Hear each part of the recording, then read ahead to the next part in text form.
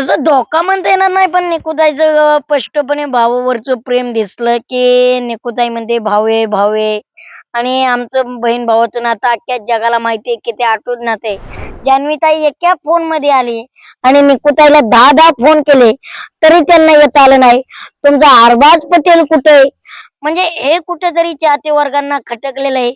माझा जर कार्यक्रम असला, तर निकूला आणि अरबाजला इन्व्हिटेशन नसणार इथून पुढे. एकीकडे राज- पण सूरजला स्वतःचा निर्णय घ्यायला अधिकार देत नाहीत, की घरात कॅमेरे, जिथं बोलल तिथं माईकवर हात ठेवायचा अधिकार नाही. जे काही बोलल ते स्पष्ट बोलायचं. राजकारणात उतरण्यापेक्षा आहे ना, समाजकारण केलं पाहिजे. राजकारणात काय होतंय, राजकारण करता करता माणूस जेव्हा मोठा होतोय तेच कळत नाही. सिनेमा गेलं ना बघायला, काही कार्यक्रमाला वगैरे गेलं वाढदिवसाच्या त्याच्या. हो साहेब, तुम्ही मध्यंतरी हा सिनेमा केलता, तो युट्यूबला कधी येणार आहे? अरे मी म्हणतोय माझे सिनेमे बघा किंवा नका बघू, मी त्याचे नाही म्हणत. पण एखादा मराठी सिनेमा आला ना, तुम्ही थिएटरला जाऊन बघितलाच पाहिजे. तिने माझी पप्पी घेतली, हायलाइट. म्हणजे नेमकं scene दाखवला. हा घनश्याम यांचं झालं प्रेम प्रकरण. नेमकं हे काय प्रकरण आहे? मीडियावाले आमच्या घरी. नमस्कार, मी प्रवीण सुरवसे. लेट्स अप मराठीमध्ये आपल्या सर्वांचं स्वागत करतो. टीव्ही शो जे आपण पाहतो त्यामधील रियालिटी शोला एक सर्वाधिक जास्त चर्चेत राहतात. त्याला कारणही तसेच असतात. असाच एक रियालिटी शो सध्या पार पडला, तो म्हणजे बिग बॉस. बिग बॉसच्या मराठीच्या 5व्या सीझन मध्ये अनेक स्पर्धक हे चर्चेत राहिले. त्या स्पर्धकांचे कारणही तशीच वेगवेगळी होते. अनेक स्पर्धकांमधील एक प्रामुख्याने एक नाव घ्यायचं म्हटलं तर मूर्ती लहान पण कीर्ती महान. तुम्हाला समजलं असेल मी कोणाविषयी बोलतोय. तर आज आपल्या सोबत आहेत घनश्याम दरोडे. त्यांच्याशी आपण चर्चा करणार आहोत. कारणही तसंच आहे, कारण नुकताच त्यांचा वाढदिवस पार पडला आणि या वाढदिवसानंतर त्यांनी एक पोस्ट जी सोशल माध्यमावरती पोस्ट केलेली होती, ती चांगली चर्चेत राहिली. तर नेमकं काय कारण होतं, काय एकंदरीत ती चर्चा होती, ते सगळं जाणून घेण्यासाठी आपण घनश्याम सोबत आहोत. घनश्याम, सर्वप्रथम लेट्स अप मराठीमध्ये तुझं खूप खूप स्वागत आहे. धन्यवाद, तुमचं मनापासून आभारी मानतो.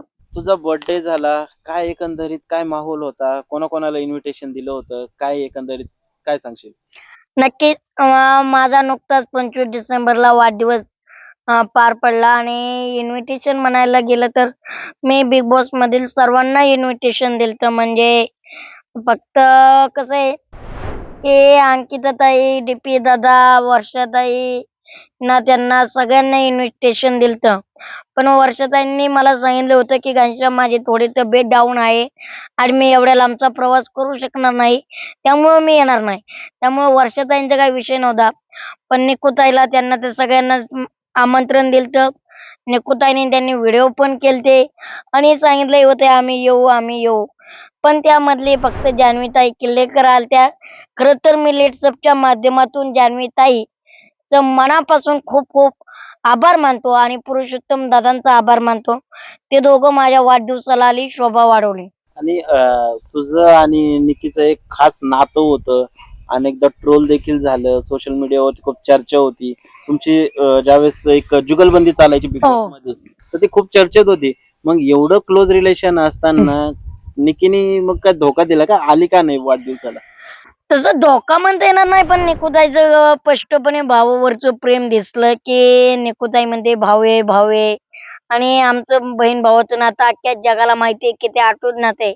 माझ्यापेक्षा अख्ख्या चाहते वर्गाला माहित होतं, की निकूताईला आमंत्रण नाही दिलं, तरी निकूताई घनश्यामच्या बर्थडेला येणार आणि निक्की तांबोळी ही शब्दाची किती पक्की आहे, हे अख्ख्या जगाला माहिती होतं. आणि तिने सोशल मीडियावरती जे काही शब्द वापरले होते, की मी 25 तारखेला घनश्यामच्या बर्थडेला येणार, त्याच्या फॅमिलीला भेटणार, घनश्यामला शुभेच्छा देणार. पण आताच ते चाहते वर्ग म्हणतायत, तुमची निकूताई कुठे? जान्हवीताई एका फोनमध्ये आली आणि निकूताईला 10-10 फोन केले, तरी त्यांना येता आलं नाही. तुमचा अरबाज पटेल कुठे? म्हणजे हे कुठेतरी चाहते वर्गांना खटकलेलं आहे. मलाच नाही, तर माझ्या चाहते वर्गांना, प्रेक्षक वर्गाला खटकलेलं आहे. त्यांना असं वाटतंय, की निकूताई नुसतं प्रेमाचे कुठेतरी बंधन सांगतायत. पण खरंच बहीण भावाचं नातं घनश्याम निभवतोय. घनश्याम तर निभवतोय. मी एकतर शब्दाचा पक्का मनुष्य. मी एकदा शब्द दिला तर मी शब्द माघार घेत नाही. आणि मग तर तिने जर शब्द दिला ती कशी नातं निभवते ती आता अख्ख्या जगाने बघितलंय. हे फक्त घनश्याम दिसल्यावरच बहीण भाऊ म्हणते का भावाच्या कार्यक्रमाला ती जाणून बुजून नाही आले हे तिचं तिला माहिती. कुठंतरी असं वाटलं का की घनश्यामची बिग बॉस मधली जी एंट्री होती किंवा तो जो खेळण्याचा प्रकार वगैरे जो होता तो कुठेतरी बाकीच्या स्पर्धकांना एक भारी पडला गेला किंवा ती एक काय म्हणतात आपण एक कॉम्पिटिटर मानलं जात होतं तुम्हाला, बरोबर? तर त्यामुळं कुठेतरी पुन्हा आता ते चर्चेत त्यांना घ्यायचं की नाही म्हणून निकीने येणं टाळलं वगैरे असं काही? नाही असं काय नाही. पण मला वाटत होतं तिने यावा. पण तिला वाटलं असेल कुठे घनश्यामच्या बर्थडेला जायचंय, काय मोकार, का जायचं आपण? आपण तर एवढ्या मोठ्या सेलिब्रिटी आहोत. यांच्या कार्यक्रमाला का जायचं असं वाटत असेल काही एक्स वाय विचार तिचे असतील. पण ते काय आज जे काय आम्ही मोठे आहोत ते प्रेक्षक वर्गांमुळे आहोत. त्यांचं प्रेम मिळतंय, त्यांचे आशीर्वाद मिळते. माणूस पैशाने श्रीमंत नसावा, तो मनाने श्रीमंत असावा हेच मी सांगत असतोय. आणि आणि विशेष म्हणजे सांगा मला तिचा बर्थडेला आली नाही आली मला अजिबात तिचा राग आला नाही. माझा तिच्यावर राग नाही.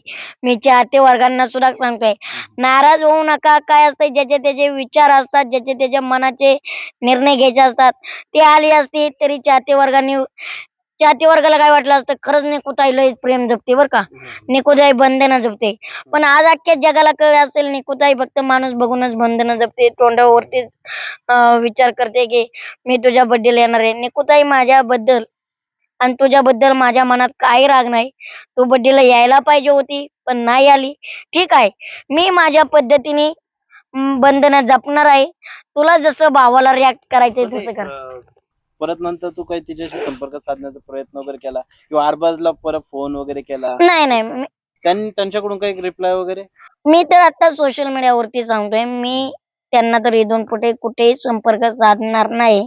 आणि कुठलाही कार्यक्रम असेल आता झाला माझा बर्थडे इथून पुढे जे आता बर्थडेला आले त्यांना मी बोलवेल.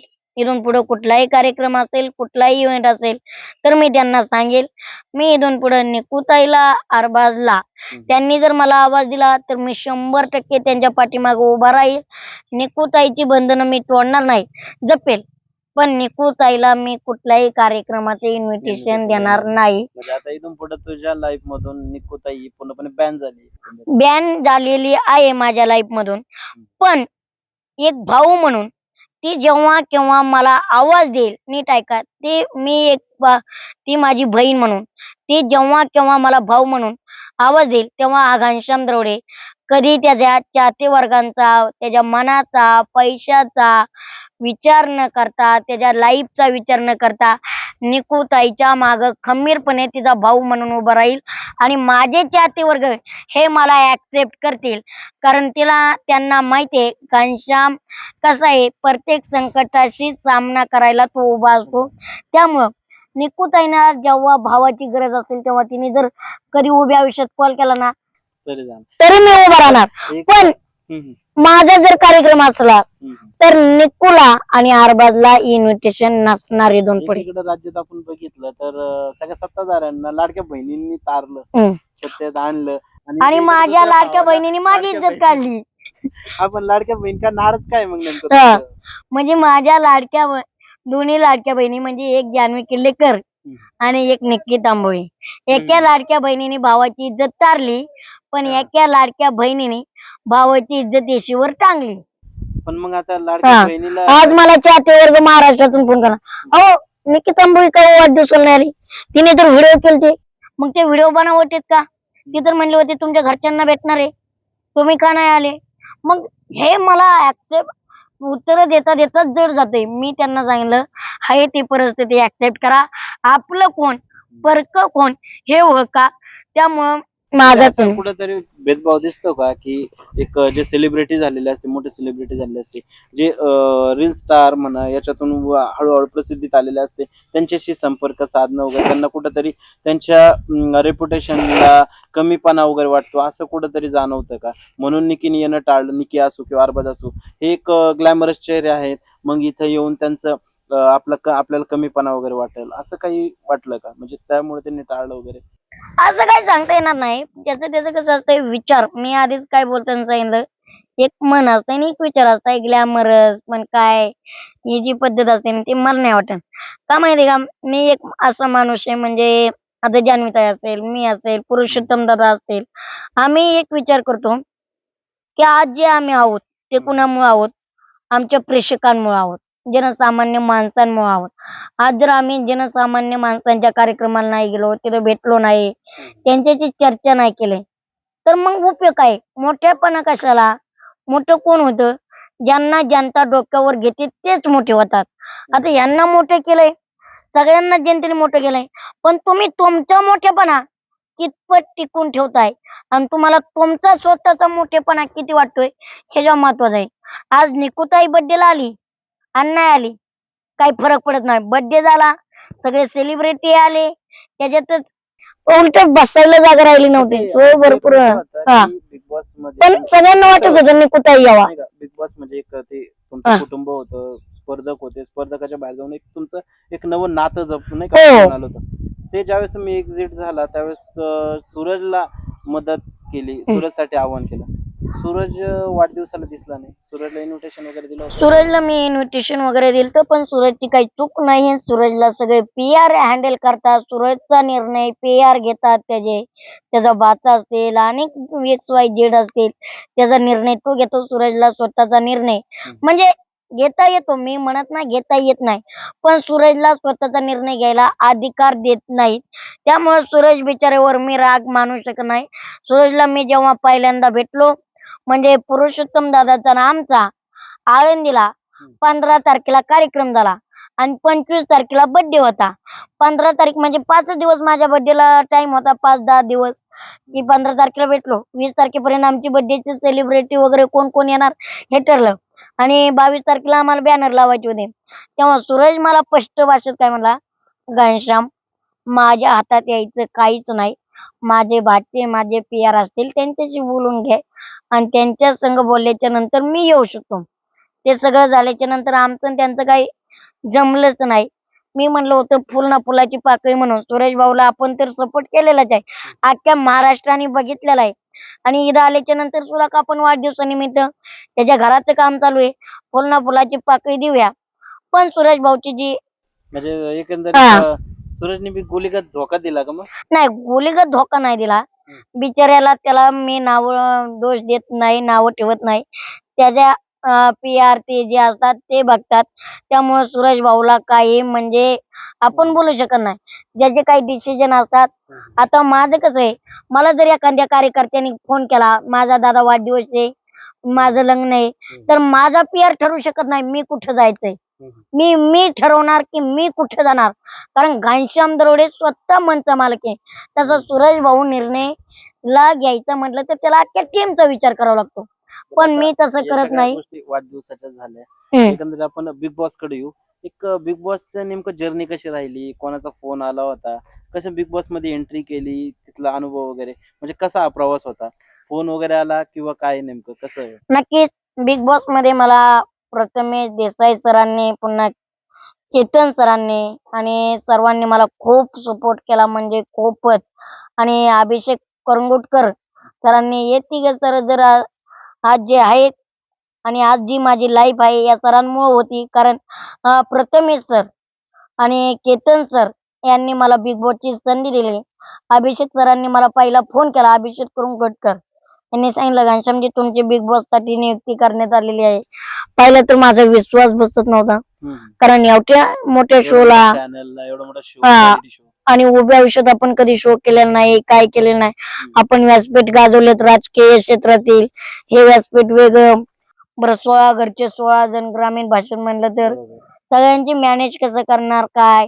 पण प्रथमेश सरांनी आणि केतन सरांनी मला खूप सांभाळून घेतलं. खूप म्हणजे खूप. मला केतन सरांचा सुद्धा त्या दिवशी फोन आला, "घनश्याम बिग बॉसच काय तुझ्या आयुष्यात कायम मी खंबीरपणे उभा राहील." ते एकंदरीत तुम्ही आतापर्यंत आजवरती राजकीय स्टेज गाजवले, राजकीय फटकेबाजी केली. पण तिथं ज्यावेळेस ते बिग बॉस म्हटलं ते एक भांडणं कसे करता येतं नाही का मग? भांडणं करायचं वगैरे जमलं का तिथं? मुद्दा लावून धरायचा, नाही, भांडणं करायचे. माझं कसं होतं, मी एक ठरवलेलं आहे. बिग बॉस हे भांडणाचं घर नाही. बिग बॉस हे भांडणाचं घर नाही, एक त्याच्यावर विचारांचं घर आहे, सगळ्यांना सांभाळून घेण्याचं घर आहे. मीच पुढारी म्हणलं मीच भांडत बसलो तर जेवणा वाचून असेल, धान्य वाचून असेल, मग आपण बाकीच्यांना काय काय चाललं. अनुभव काय होता तिथे एकंदरीत त्याच हे सगळं राजकीय मंचाच्या बाहेर जाऊन एक वेगळा रियालिटी शो तिथं सगळं जे काय आहे ते सगळं लोक सगळं करायचं बघणार तर हा. मग काय एकंदरीत कसं वाटलं ते म्हणजे खूप वेगळा अनुभव होता. एकतर बिग बॉसच्या घरात म्हणजे सगळीकडे कॅमेरे, एक वॉशरूम बरोबर आणि टॉयलेट बाथरूम सोडलं तर सगळी- तिथे कॅमेरे नाही, तिथं फक्त साऊंड. तर आजचे घरात कॅमेरे, जिथं बोलल तिथं माईकवर हात ठेवायचा अधिकार नाही, जे काही बोलल ते स्पष्ट बोलायचं. आणि अनुभव कधी आपण एवढं राहिलेलो नाही. विशेष म्हणजे छोट्या छोट्या गोष्टींवर, हालचालींवर कुठंच gossip बारीक करता येत लक्ष. नव्हतं. हा, गॉसिप असं नाही. हम्म. हा, बरं काय ते त्यातून सगळं बी record होणार. हो, जे आहे ते रेकॉर्ड होणार. बरं, बाहेर काय दिसतंय? ना तिथं घड्याळ आहे, ना तिथं मोबाईल आहे, ना बाहेरच्या जगाशी संपर्क आहे. आपण काय बोलतोय, बाहेर काय दिसतंय आणि चाहते वर्गांवर काय परिणाम होतोय हे काहीच काहीच पर्यंत. करणार. हा, बरोबर. नाण्याच्या दोन बाजू असतात. आपली प्लस बाजू दिसते का मायनस बाजू दिसते? बरं, त्यातून 24 तासाचं रेकॉर्डिंग तुम्हाला फक्त 1.5 तास दिसतंय. बरोबर त्याच्यात आम्ही 10 मिनिटं बांधतोय, 10 मिनिटं जेवायला बसतोय, 10 मिनिटं तिकडं बसतोय बेडवर.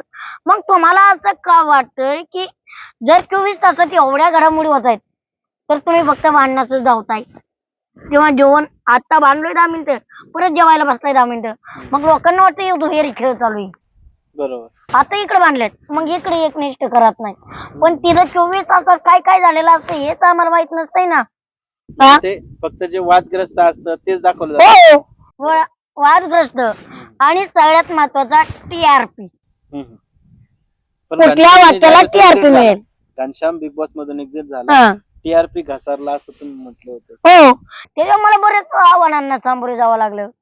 केदार शिंदे सरांचा क्रोध होता, सगळ्यांचा क्रोध होता, पण घनश्यामला सगळ्यांनी सांभाळून घेतला. कलर्स मराठीने सुद्धा सांभाळून घेतलं.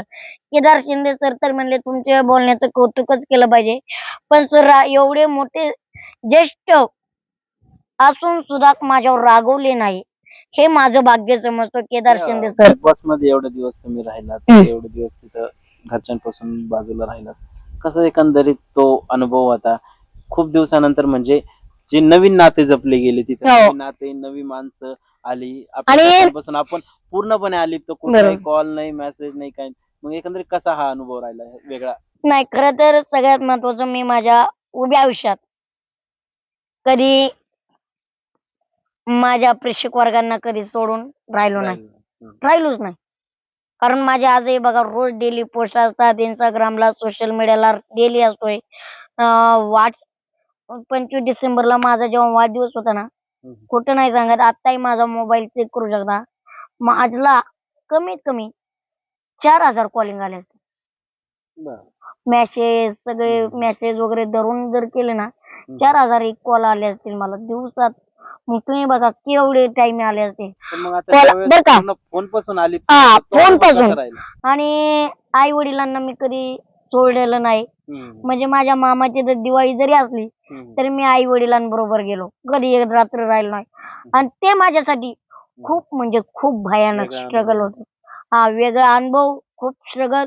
आणि एकतर घरचे मला विरोध करत होते बिग बॉस करू नको. बरं, म्हणजे मग घरी म्हणजे ज्यावेळेस कॉल आला त्यावेळेस घरचे नको म्हणले, हो, काय नेमकं काय कारण होतं, का नको म्हटलं होते? घरचे मला म्हणायचे विरोधाच्या गोष्टींसाठी होता. एक म्हणजे माझी तब्येत, मला डेली आठवड्याला कॅल्शियमचं इंजेक्शन लागतं, डेली हो. दर वीकला लागते. आता मी बिग बॉसच्या घरात जेव्हा चालू होतं ना तेव्हाही मला इंजेक्शन होतं. 16 स्पर्धकांना विचारलं तर ते सांगणार घनश्यामला इंजेक्शन होतं. ते काही चोरून लपून नाही. फक्त आपल्याला काय होतं, सिंपती गेम करता येत नाही. बरोबर. आपण सिंपतीवर काय ते करू real. रिअल. मी कधी इंजेक्शनाचा गोळ्या औषधाचा उल्लेख नाही केला. बरोबर. मला थायरॉइड आहे, मला कॅल्शियमचं इंजेक्शन आहे. हम्म. आणि त्यामुळे एकतर म्हणायचे तुझी तब्येत नाजूक आहे.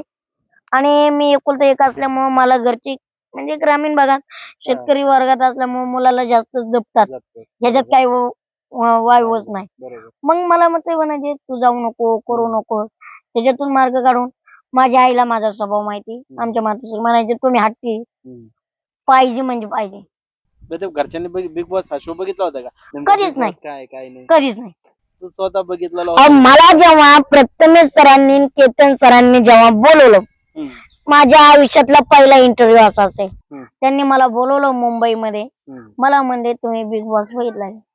मी तेव्हा स्पष्ट सांगितलं, सर मी बिग बॉस ऐकून आहे, मी बिग बॉस बघितलं नाही. त्यांनी दुसरा प्रश्न विचारला, मग तुम्ही बिग बॉस मध्ये जाताय का? हम्म. मी त्यांना म्हणलं मी माझी मत मांडण्यासाठी जातोय आणि मी लढण्यासाठी जातोय. आणि मला जे पोरं आज म्हणतात ना आमच्याकडे पैसा नाही, हम्म. आमच्याकडे धन दौलत नाही, धंदा करायला यश येत नाही, त्या पोरांसाठी सांगायचंय की शरीराचं भांडवल करू नका, विचारांचं भांडवल करा. बरोबर. विचारांवरती लढा, हम्म. शरीराचं भांडवल करू नका. त्याच्यावर मी इंटरव्ह्यू दिला आणि मग ते एक माझ्यासाठी खूप मोठं चॅलेंज होतं. आई वडिलांना त्यांना मॅनेज करून जायचं, तिथं जायचं. घरची म्हणायचे गोष्टी नवीन तुला जर भांडी घासायला लावली तू नाही म्हणला तर त्याच्याहून राडा व्हायचा. तू म्हणायचा मला ड्रामा आहे, हे बरं टॉयलेट बाथरूम सगळं स्वतः करायचं होतं ना. सगळ्या गोष्टी स्वतः हा. करायच्या. म्हणजे ते एक पुढारी बाहेर ठेवून जायचं होतं आणि घरातला एक सदस्य बनायचं होतं. बरोबर. मग या साऱ्या माझ्यासाठी चॅलेंजिंग गोष्टी होत्या. मग एकंदरीत कसं जुळून आलं या सगळ्या सगळं गोष्टी? म्हणजे एक नवा अनुभव. सगळं एकंदरीत जुळून आलं की मी सगळ्यांना समजून सांगितलं काळजी करू नका, मी सक्षम आहे. तुम्हाला बघायचं असेल तर मी बिग बॉस मध्ये जाऊ शकतो. आमच्या वडिलांनी मला सपोर्ट केला की म्हणले जा बाबा आहे तुझी इच्छा तर कर काहीतरी. नवीन संधी आले, प्रथमेश सर केतन सर देत आहेत तर मी गेलो. मग एकंदरीत हा प्रवास वगैरे झाला. हम्म. ते आता ज्यावेळेस तुझं नाव पहिलं सगळ्यात चर्चेत आलं होतं, एक छोटा पुढारी म्हणून हा. तुझं नाव, तुझी बोलण्याची स्टाईल आज जरी बघितलं एक 8 वर्ष जोपर्यंत मी जात होतो ना बघितले, तर मग कुठेतरी एक राजकीय नाही का म्हणजे राजकारणात उतरण्याचं वगैरे असं काही वाटलं कधी आपण जाऊन पुढे जाऊन राजकारणात उतरलं पाहिजे, ग्रामपंचायत निवडणुका असो किंवा काय हे केलं पाहिजे वगैरे असं कधी वाटलं का?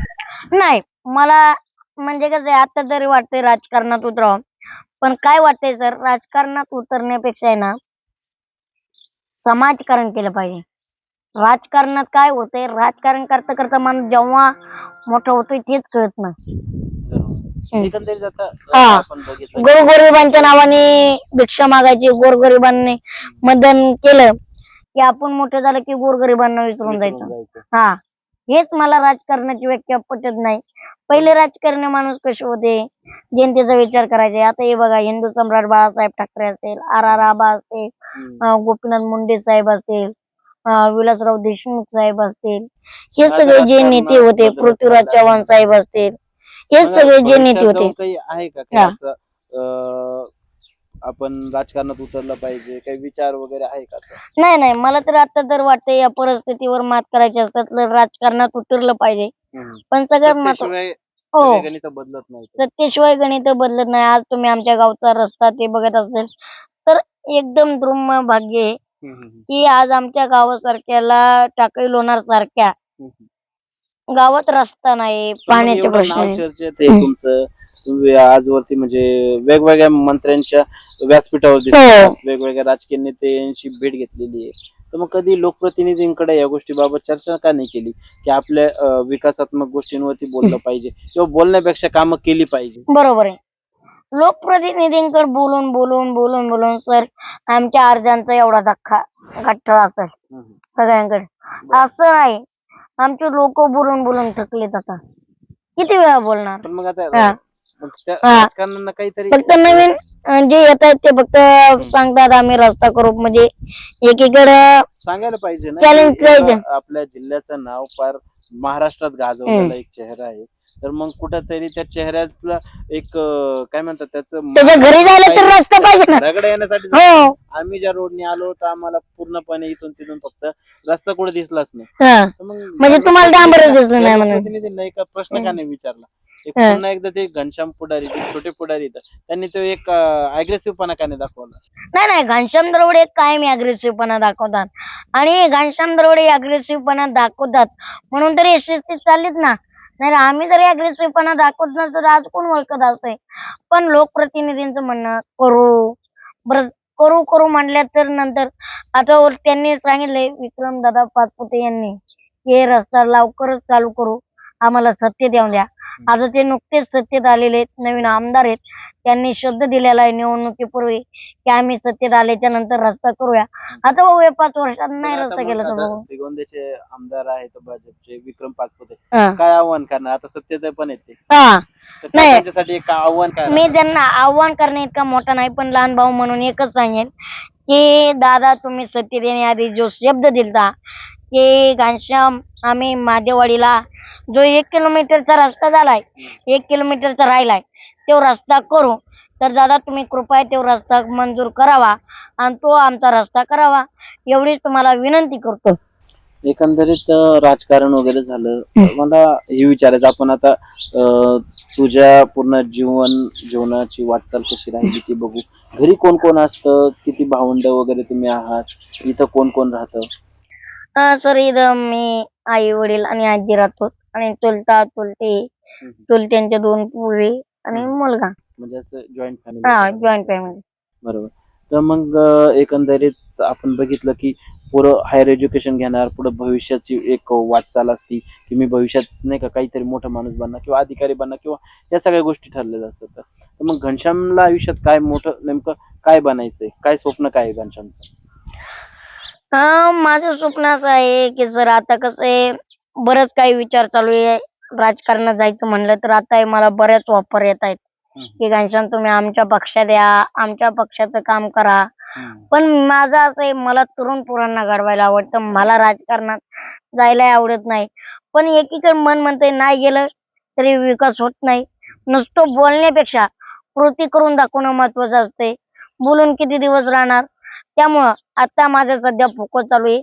मी राजकारणात आणि अभिनय क्षेत्रात दोन्हीकडे पण आहे आणि दोन्हीकडे फोकस ठेवतोय. आपण आता एक दोन दगड पाय ठेवून मग आता घनश्याम आता एक चर्चेतला चेहरा आहे. घनश्याम भाषण ज्यावेळेस करतो तर चांगल्या चांगल्या राजकारण्यांना जमत नाही असं भाषण घनश्याम करतो. मग असं कुठेतरी वाटलं का की काही गोष्टींचा बदल घडवायचा असेल तर आपण स्वतः राजकारणात असलं पाहिजे किंवा कोणाच्या संपर्कात किंवा कोणाशी संपर्क साधण्याचा प्रयत्न वगैरे केला? संपर्कात राहण्यापेक्षा कोणाच्या संपर्कात राहण्यापेक्षा तुम्ही जर जनतेच्या संपर्कात राहिला तर त्याच्यापेक्षा मोठं यश तुम्हाला नसणार आहे. त्यामुळं संपर्क वगैरे काय नाही. जनतेचा जर संपर्क असेल, आपला जनतेत असेल तर आपल्याला पक्षाची चिन्हाची गरज नाही. जनताच पक्ष आहे, जनताच चिन्ह आहे.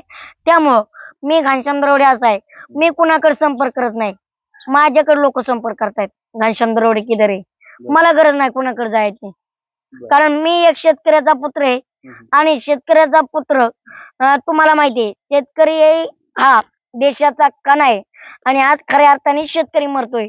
मी शेतकऱ्यांसाठी लढणार, शेतकऱ्यांसाठी संघर्ष करणार. पण मी असं कुठल्याही अजून पक्षाला सांगितलं नाही मी तुमच्या पक्षात येतोय, कुठले येतोय. उलट कोणी बी आम्हाला म्हणतं घनश्याम तुम्हाला जेव्हा यायचंय, जेव्हा राजकारणात उतरावं वाटेल तेव्हा आमच्या पक्षाचा विचार करा, आमच्याकडे तुमचं स्वागतच असणार आहे. आता राजकारणाच्या बाहेरचा एक चेहरा म्हणजे घनश्याम एक आता लोकप्रिय चेहरा झालेला आहे. तो म्हणजे आता रियालिटी शो असो किंवा तो एक फिल्मही केलेली आहे. मग आता भविष्यात काही असे काही प्लॅन आहे का किंवा टीव्ही सिरियल मध्ये काम करण्याची इच्छा आहे का किंवा काही ऑफर वगैरे आल्या किंवा काही फिल्मचे काही कामं चालू वगैरे आहेत? हो, फिल्मची कामं चालू आहेत आणि ऑफर पण येत आहेत. मध्यंतरी मला सिरियलची पण ऑफर आलती आणि सिरियल सिनेमे वगैरे आले तर मी नक्कीच करेल. असं काय नाही. अभिनय क्षेत्रातून सुद्धा राजकारण करता येतं. उत्तम उदाहरण म्हणजे डॉक्टर अमोलजी कोल्हे साहेब. ते आधी अभिनय करत होते, मग राजकारणात आले. दोन्ही दगडावर पाय ठेवले बघ. दोन्ही दगडांवर पाय ठेवण्यापेक्षा एकीकडे ठेवलं तर सक्सेस मिळतं हे असं काय नाही. अभिनय क्षेत्रातून सुद्धा तुम्ही राजकारण करू शकतात. फक्त तुमचे विचार कसे आहेत, तुम्ही समाजाला दाखवताय काय आणि समाजासाठी करताय काय हे महत्वाचं आहे. एकंदरीत आता आपण पुन्हा का माहिती आहे सर, अभिनय क्षेत्रातून सुद्धा जनजागृती करता येते. अभिनय क्षेत्रातून आज बघा मराठी चित्रपट माग चालले का, हॉलिवूड बॉलिवूड आज पुष्पराज सिनेमा सारखा पुढे चाललाय का, आपल्याच मराठी लोक उचलून धरतायत आणि आपल्याच सिनेमांना आपली मराठी लोक उचलून धरत नाही. मग आपल्या कलाकारांनी काय करायचं? कलाकारांसाठी काय नेमकं आव्हान काय करणार? प्रेक्षक हिंदी सिनेमांकडे जास्त कल वाढतोय त्यांचा. मराठी सिनेमांना ऑलरेडी थिएटर्स कमी वगैरे. मराठी प्रेक्षकांना माझं एकच आव्हान आहे, मराठी सिनेमा कुठलाही रिलीज होऊ द्या, घरी चौकशा करण्यापेक्षा तिथं जाऊन बघितला पाहिजे. बरोबर. तो सिनेमा असाच आहे, तो बॅकग्राऊंडच कमी आहे, त्याला बजेटच कमी आहे, तो कलाकारच नव्हता गेला पाहिजे, तो सिनेमात कॉमेडीच नाही, त्या सिनेमात हेच सीन नाहीत. तुम्ही मराठी माणसात मराठी माणसाचा सिनेमा जाऊन आपल्या लोकांकडून मन काय माहिती का, युट्यूबला आल्यावर बघणारच ना आपण. पैसे खर्च हा. करून जायचं. युट्यूबला बघणारच आहे ना. बरोबर. आता आम्हाला कधी सिनेमा गेलं बघायला, काही कार्यक्रमाला वगैरे गेलं वाढदिवसाच्या त्याच्या, हो साहेब तुम्ही मध्यंतरी हा सिनेमा केला तो युट्यूबला कधी येणार आहे? अरे मी म्हणतोय माझे सिनेमे बघा किंवा नका बघू, मी त्याचे नाही म्हणत, पण एखादा मराठी सिनेमा आला ना तुम्ही थिएटरला जाऊन बघितलाच पाहिजे.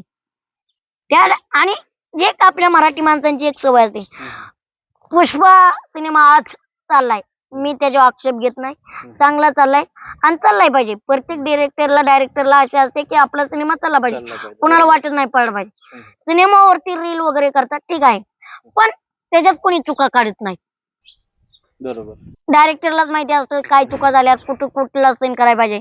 पण मराठीत असं आहे, एकाने जर सिनेमा बघितला तर 10 लोकांना निगेटिव्हिटी करणार, हे तो सिनेमा बोरिंग होतोय बरं का, मी तर सिनेमा संपेपर्यंत झोपलो, म्हणजे हे निगेटिव्हिटी करताय.